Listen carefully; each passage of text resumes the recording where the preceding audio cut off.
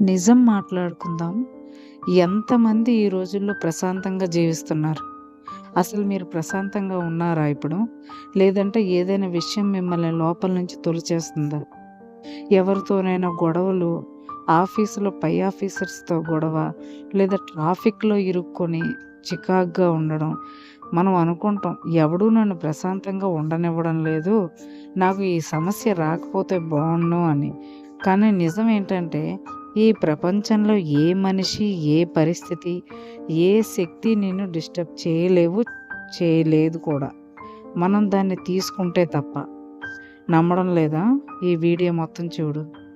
అసలు మీ జీవితం మొత్తం, మీరు జీవితాన్ని చూసే కోణం మారిపోతుంది ఈ వీడియో చూసారంటే. మనం పొద్దున్న లేస్తున్నప్పటి నుంచి నిద్రపోయే వరకు మనం కొన్ని ఎమోషన్స్‌తో ఉంటాం.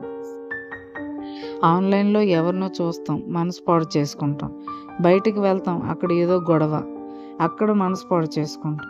వర్క్ ప్లేస్‌కి వెళ్తాం, అక్కడ బాసు, ప్రొఫెసరు వాళ్ళతో గొడవ. ఎక్కడికక్కడ గొడవలై విసుగు చెందుతాం.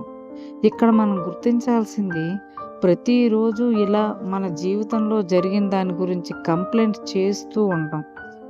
ప్రతి ఒక్క దాని మీద నేను ప్రేమించిన వాడు అర్థం చేసుకోవట్లేదు, నన్ను వాళ్ళు మోసం చేశారు, వీళ్ళు మోసం చేశారు, సమాజంలో నన్ను తక్కువగా చూస్తున్నారు.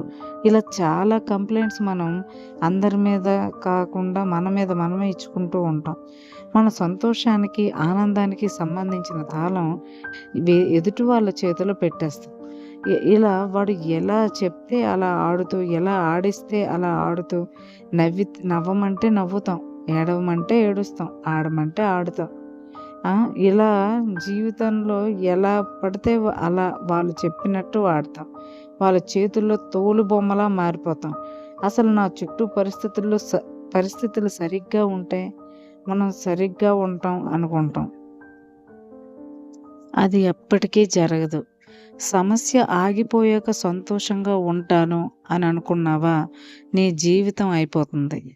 అసలు సమస్య ఏంటంటే, వాళ్ళు నాతో ఇలా ఉండాలి, వాళ్ళు నాతో ఇలా మాట్లాడాలి అనుకుంటారు. వాడు ఇలా మాట్లాడడు. అది నీకు నచ్చదు.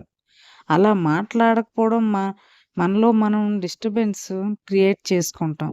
నిన్ను నువ్వు డిస్టర్బ్ చేసుకుంటాం.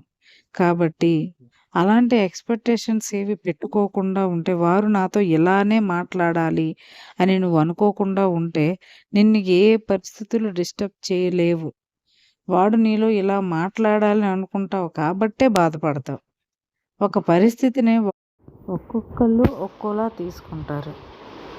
కాబట్టి అవతల వాళ్ళు నాతో ఇలానే ఉండాలి, ఇలానే బిహేవ్ చేయాలి, ఇలానే మాట్లాడాలి అని నువ్వు ఎలాంటి ఎక్స్‌పెక్టేషన్ పెట్టుకోకపోతే, ఈ ప్రపంచంలో ఇంక ఏ విషయము నిన్ను బాధ పెట్టలేదు.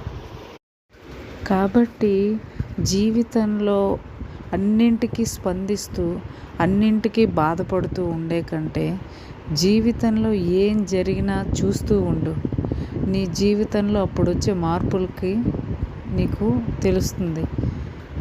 కాబట్టి అన్నింటికి స్పందించకుండా ఏం జరిగినా చూస్తూ ఉండు. ఒకరోజు నీ జీవితం ఆనందంగా మారుతుంది. Thank you friends. వీడియో నచ్చితే లైక్ చేసి సబ్స్క్రైబ్ చేయండి.